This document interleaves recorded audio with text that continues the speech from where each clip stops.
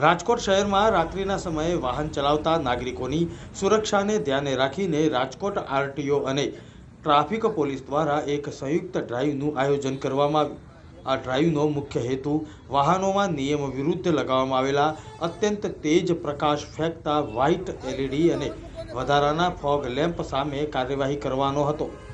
સામે આવતા વાહન ચાલકો માટે જોખમી લાઇટ સામાન્ય રીતે વાહનોમાં કંપની ફિટિંગ સિવાયના જે extra high beam light lamp લગાવવામાં આવે છે તેની સામે વાહન ચાલકોની આંખો અંજાઈ જતી હોય છે।